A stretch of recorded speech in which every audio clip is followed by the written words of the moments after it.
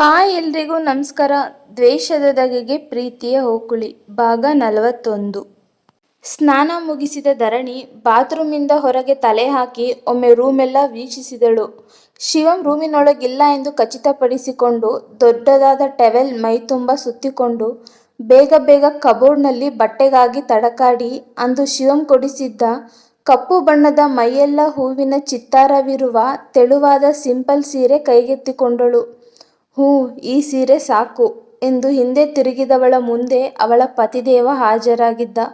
ಕಪ್ಪು suit ಧರಿಸಿದ್ದವ ಮನ್ಮಥನಂತೆ ಮಿಂಚುತ್ತಿದ್ದ. AC ರೂಮ್ನಲ್ಲಿದ್ದರೂ ಧರಣಿಯ ಮೈಯೆಲ್ಲ ಒಮ್ಮೆ ತನ್ನ ಗಂಡನನ್ನು ನೋಡಿ ಬೆವರಿತು. ಒಂದೂ ಮಾತಾಡದೆ ಕಣ್ಣನ್ನು ಬಿಗಿಯಾಗಿ ಮುಚ್ಚಿ ನಿಂತು ಬಿಟ್ಟಳು. ಬಿಸಿನೀರಲ್ಲಿ ಮಿಂದ ಕಾರಣ ಮುಖವೆಲ್ಲ ಕೆಂಪು ಕೆಂಪಾಗಿತ್ತು. ತುಂಬ ಹೊತ್ತಿನವರೆಗೂ ಕಣ್ಣು ಮುಚ್ಚಿ ನಿಂತರೂ ಶಿವಂನಿಂದ ಯಾವುದೇ ರೆಸ್ಪಾನ್ಸ್ ಇಲ್ಲ.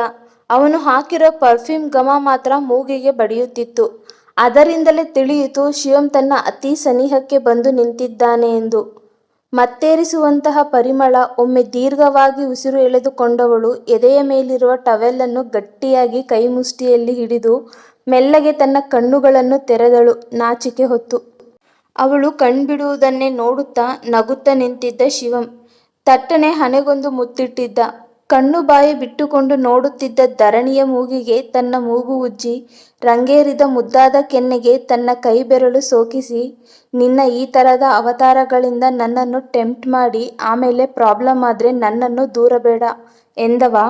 ಈ ಸೀರೆಲಿ ನಿನ್ನ ಮೈಬಣ್ಣ ಎಂದು ಮತ್ತೆ ತನ್ನವಳ ಕತ್ತಿನ ಇಳಿಜಾರಿಗೆ ಕೈ ಬೆರಳು ಸೋಕಿಸಿದವ. ಯಾವಾಗ್ಲೂ ಸಿಡಿಮಿಡಿ ಅನ್ನೋ ಇವಳು ಇನ್ನೂ ಸ್ವಲ್ಪ ಹೊತ್ತು ಹೀಗೆ ಗೊಂಬೆ ಥರ ನಿಂತಿದ್ರೆ ಏನಾದ್ರೂ ಎಡವಟ್ಟಾಗುತ್ತೆ ಎಂದುಕೊಂಡು ದೂರ ಸರಿಯಲು ಮನಸ್ಸಿಲ್ಲದಿದ್ದರೂ ದೂರ ಸರಿದು, ಬೇಗ ರೆಡಿಯಾಗಿ ಬಾ, ಕೆಳಗೆ ವೈಷ್ಣವಿ ಬಂದು ಕಾಯುತ್ತಿದ್ದಾಳೆ ಎಂದು ಹೇಳಿ ಫೈಲ್ ಹಿಡಿದು ಕೆಳಗೆ ನಡೆದಿದ್ದ. ಧರಣಿಗೆ ಸುಧಾರಿಸಿಕೊಳ್ಳಲು ಸ್ವಲ್ಪ ಸಮಯ ಹಿಡಿಯಿತು. ಕೆಳಗಿನಿಂದ ಸುಲೋಚನರ ಧ್ವನಿ ಕೇಳಿ ಎಚ್ಚೆತ್ತ ಧರಣಿ, ಬಂದೆ ಅತ್ತೆ ಎಂದವಳು ಅಲ್ಲೇ ಇರುವ ಮತ್ತೊಂದು ಚಿಕ್ಕ ರೂಮಿಗೆ ಹೋಗಿ ಸೀರೆ ಉಡತೊಡಗಿದಳು. ಗಂಡ ಕೊಟ್ಟ ಮುತ್ತಿನ ಮತ್ತಿನಿಂದ ಇನ್ನೂ ಹೊರಬಂದಿರಲಿಲ್ಲ. ಕೆನ್ನೆ ಕೆಂಪು ಮಾಸಿರಲಿಲ್ಲ. ಶಿವಂ ಮೆಟ್ಟಿಲಿಳಿದು ವೈಷ್ಣವಿಯನ್ನು ನೋಡಿ ನಗುತ್ತಾ ಇನ್ನೇನು ಅವಳನ್ನು ಮಾತನಾಡಿಸಬೇಕು ಎನ್ನುವಾಗಲೇ, Shivam, I need to talk to you ಎನ್ನುತ್ತಾ ಬಂದು ಮುಂದೆ ನಿಂತಳು ದಿಶಾ. ದಿಶಾಳಿಂದ 2 ಹೆಜ್ಜೆ ಹಿಂದೆ ಸರಿದು ನಿಂತ ಶಿವಂ, ಆಫೀಸ್ ವಿಷಯ ಮಾತಾಡೋದಿದ್ರೆ ಆಫೀಸ್ನಲ್ಲೇ ಆಗ್ಬೇಕು. ಚಿಕ್ಕ ಪುಟ್ಟ ಡೌಟ್ಸ್ಗಳಿದ್ರೆ ಅರ್ಜುನ್ ಹತ್ರ ಕೇಳಿ ತಿಳ್ಕೊ, ನನ್ನವರೆಗೂ ಬರುವ ಅವಶ್ಯಕತೆ ಇಲ್ಲ ಎಂದವ ಅಲ್ಲಿ ನಿಲ್ಲದೆ ಮುಂದೆ ನಡೆದು, ವೈಶು, ಧರಣಿ ರೆಡಿಯಾಗ್ತಿದ್ದಾಳೆ, ಇನ್ನೇನು 10 ನಿಮಿಷದಲ್ಲಿ ಬರ್ತಾಳೆ, ಇಬ್ಬರು ಟಿಫನ್ ಮಾಡಿ ಹೊರಡಿ ಎಂದು ಹೇಳಿ ಮುಂದೆ ಹೊರಟವನನ್ನು ತಡೆಯಲು ದಿಶಾ, ಅತ್ತೆ ನೀವಾದರೂ ಹೇಳಿ ಶಿವಂಗೆ, ಎಷ್ಟು ದಿನ ಅಂತ ನನ್ನತ್ರ ಹೀಗೆ ಮಾತು ಬಿಟ್ಟಿರುತ್ತಾನೆ, ನನ್ನಿಂದ ತಪ್ಪಾಗಿದೆ, ಅದಕ್ಕೆ ಸಾರಿ ಕೇಳ್ತಾ ಇದ್ದೀನಲ್ಲ ಎಂದು ಕಣ್ತುಂಬಿಕೊಂಡು ನಿಂತಳು ದಿಶಾ. ಸೊಸೆಯ ಕಣ್ಣೀರಿಗೆ ಸೋತ ಸುಲೋಚನಾ, ಶಿವಂ, ಆಗಿದ್ದು ಆಗಿ ಹೋಗಿದೆ, ಅದನ್ನು ಮತ್ತೆ ಸರಿ ಮಾಡಕ್ಕಾಗಲ್ಲ, ನೀನು ಧರಣಿ ಕೊರಳಿಗೆ ತಾಳಿ ಕಟ್ಟಬೇಕು ಅಂತ ಇತ್ತು, ಹಾಗಾಗಿ ಹೀಗೆಲ್ಲ ಆಯ್ತು, ಎಲ್ಲ ಆ ದೇವರ ಇಚ್ಛೆ. ದಿಶಾಳ ಕಣ್ಣೀರನ್ನು ನೋಡಲು ಆಗ್ತಿಲ್ಲ. ಆ ಹುಡುಗಿ ಟೈಮಿಗೆ ಸರಿಯಾಗಿ ಊಟ ತಿಂಡಿ ಮಾಡ್ತಿಲ್ಲ, ಇದೊಂದು ಬಾರಿ ಕ್ಷಮಿಸಿಬಿಡು ಎಂದರು ಸುಲೋಚನಾ. ತಾಯಿಯ ಮಾತಿಗೆ ಸಿಟ್ಟಿನಿಂದ ಹಿಂದೆ ತಿರುಗಿದ ಶಿವಂ, ಮಾಮ್ ಪ್ಲೀಸ್, ನೀವು ಅವರನ್ನು ವಹಿಸಿಕೊಂಡು ಬರುವುದಾದರೆ ನನ್ನತ್ರ ಮಾತಾಡೋದೇ ಬೇಡ. ಇವಳು ಮಾಡಿದ್ದ ಒಳ್ಳೆ ಕೆಲಸ ಏನು ಗೊತ್ತಾ, ಟೈಮಿಗೆ ಕರೆಕ್ಟಾಗಿ ಮದುವೆ ಮಂಟಪದಲ್ಲಿ ಇಲ್ಲದೆ ಓಡಿ ಹೋಗಿದ್ದು. ಇವಳು ಹಾಗೂ ಅತ್ತೆಯ ಎಮೋಷನಲ್ ಬ್ಲ್ಯಾಕ್ಮೇಲ್ಗೆ ಅಯ್ಯೋ ಅನಿಸಿ ಅವತ್ತು ನಾನು ಮದುವೆಯಾಗಲು ಒಪ್ಪಿದ್ದು. ವಾದ ಮಾಡಿ ಸುಮ್ಮನೆ ಸಂಬಂಧಗಳನ್ನು ಹಾಳು ಮಾಡಿಕೊಳ್ಳುವುದು ಬೇಡ ಅಂತ, ಅದರಲ್ಲೂ ಡ್ಯಾಡ್ಗೆ ನೋವಾದರೆ ಎಂದು ಯೋಚಿಸಿದ್ದೆ. ಆದರೆ ಕೊನೆಯಲ್ಲಿ ತಾಯಿ ಮಗಳು ಮಾಡಿದ್ದೇನು, ಚತುರ್ವೇದಿ ಮನೆತನದ ಪ್ರೆಸ್ಟೀಜ್ಗೆ ಡ್ಯಾಮೇಜ್ ಆಯ್ತು ನಿಜ. ಆದರೆ ಧರಣಿ ನನ್ನ ಕೈ ಸೇರಲು ಒಂದು ಲೆಕ್ಕದಲ್ಲಿ ಇವರು ಮಾಡಿದ ಆ ಘನಕಾರ್ಯವೇ ಕಾರಣ.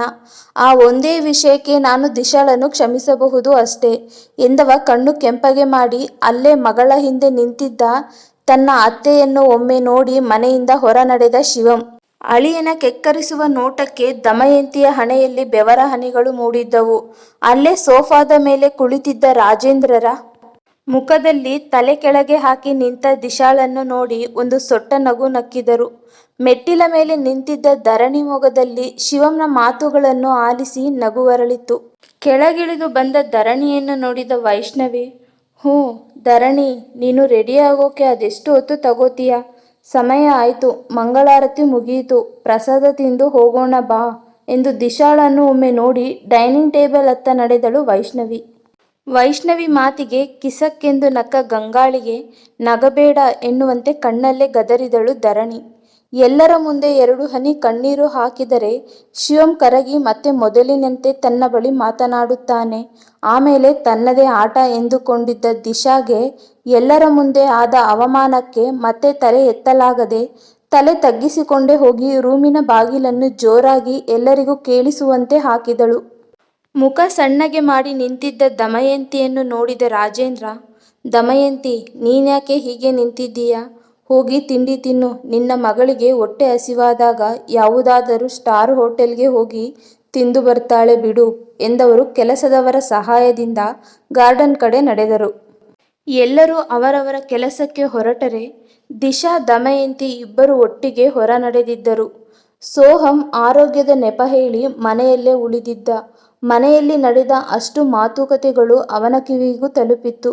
ಸುಲೋಚನಾ ಮಾತ್ರ ದಿಶಾಳ ಬಗ್ಗೆ ಯೋಚಿಸುತ್ತಾ, ಇನ್ನೊಂದು ಸಲ ಶಿವಂ ಬಳಿ ದಿಶಾಳ ಕುರಿತು ಮಾತನಾಡಿ ಕನ್ವಿನ್ಸ್ ಮಾಡೋಕೆ ನೋಡಬೇಕು, ಪಾಪ ಹುಡುಗಿ ಎಂದು ಮರುಗಿದರು.